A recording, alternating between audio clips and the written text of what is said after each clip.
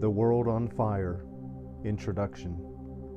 This book is a three-part study of what was almost certainly, for the short period of time that it lasted, the world's greatest revival, the Welsh Revival. There is no other example in either biblical or church history in which a region was so quickly or radically transformed for righteousness, or the world so impacted as happened during this revival. The fire of this move of God was so intense that when letters or newspaper stories about the revival were read in other parts of the world, revival would break out there.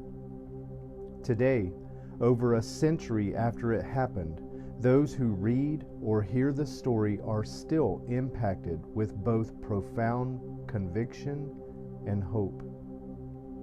The inevitable question for us is this: will God do it again? The answer: yes. That is the purpose of this study.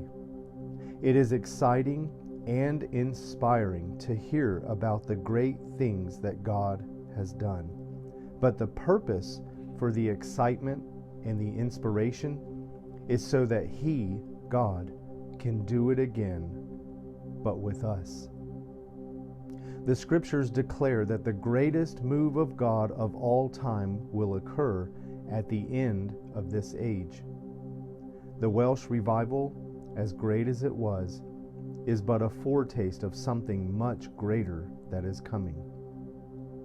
One of the most important questions that any believer, any church, any ministry can ask today is how to get ready for the great harvest that is at the end of this age. With the exception of the advent of Christ, this harvest unquestionably will be the greatest event in the history of the world.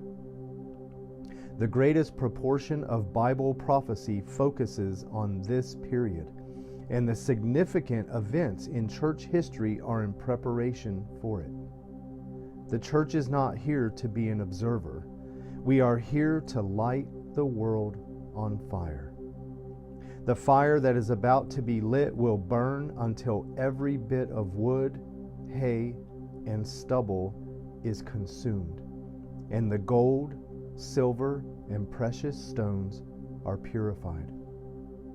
Prophetic parallels found in the history of the Welsh Revival can help to guide us in the necessary preparation for these times. The church and the community of Wales were remarkable parallels of the church today and the condition of society. We can see in this history an accurate map that can show us where we have been, where we are now, and where we are going. Understanding how the spiritual foundation was laid for this great revival can help us to understand the foundation that the Lord is laying today in His church to prepare for this harvest.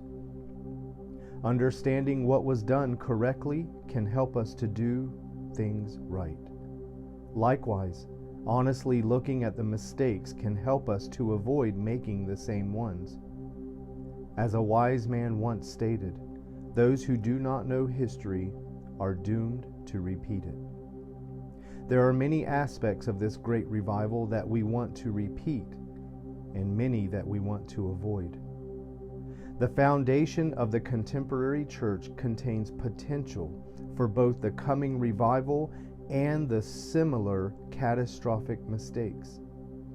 It seems that the great interest that is now being stirred in the church to study history is the grace of God to help us to do it right this time. Let us not neglect so great a grace.